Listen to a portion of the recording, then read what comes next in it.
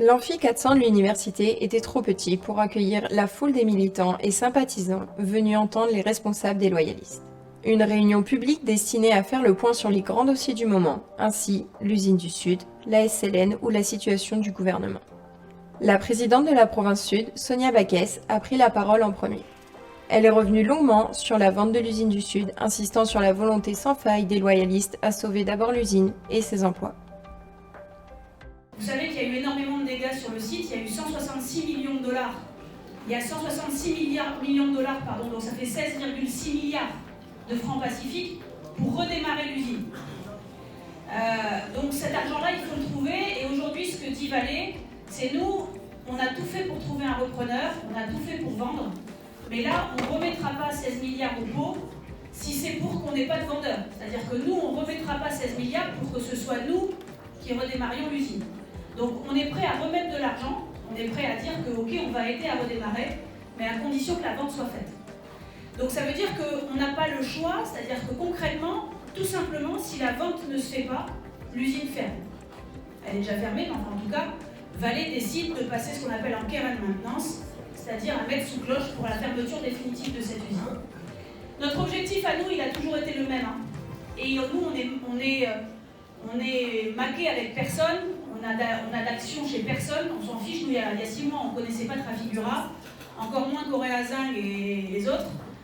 Nous, ce qu'on veut, c'est que les emplois soient maintenus. Nicolas Metzdorf, Gilles Brial, Virginie Ruffnac, Nina Julier, mais aussi Willy Gatouo et Harold Martin ont pris la parole pour répondre aux questions posées par le public. Les interventions des militants ont été nombreuses, sans concession et parfois vives, pour dénoncer les agissements des indépendantistes et s'opposer à la violence. Repartir comme si de rien n'était. Quelle action on met en place pour exiger du haut-cerf ce que la loi nous autorise? Merci. On a demandé, l'ensemble des loyalistes, à ce qu'il y ait un comité des signataires qui ait lieu pour régler le problème de l'usine du Sud. Parce que le comité des signataires, c'est l'outil politique pour régler les problèmes en Calédonie. Aujourd'hui, les indépendantistes refusent le dialogue, refusent le comité des signataires. S'ils refusent le comité des signataires, ça veut dire qu'ils refusent tout simplement l'accord de Nouméa. Et donc, à un moment donné, il va falloir que nous aussi, on soit clairs et on l'est avec l'État, c'est de dire, ils ne peuvent pas picorer dans l'accord de Nouméa ce qu'ils veulent. Ils ne peuvent pas dire, nous, on veut à tout prix aller au 3e référendum et on ne veut pas discuter. Ça, c'est pas possible. Donc, s'ils considèrent qu'ils ne respectent plus l'accord de Nouméa, eh bien, ça veut dire qu'on n'est plus dans l'accord de Nouméa et ça veut dire qu'il n'y a pas de 3e référendum. Certains ont fait le choix de la violence. C'est un choix politique, a également déploré la présidente de la province Sud. Les participants à cette réunion n'ont pas caché leur exaspération et leur ras-le-bol face aux actions que mènent les indépendantistes presque tous les jours. Et les termes parfois ont été sans nuance. Pour sa part, Thierry Santa est intervenu au sujet de la SLN pour dénoncer le vote des indépendantistes et de Calédonie Ensemble contre les autorisations d'exportation de minerais à la SLN. Et maintenant, le président du gouvernement qui a été interrogé sur les menaces qui planent sur son gouvernement. Si le gouvernement saute actuel et que à ce moment-là, vous dites qu'il faudra réagir, est-ce qu'il y aura des possibilités de réagir? Est-ce qu'il y en a également?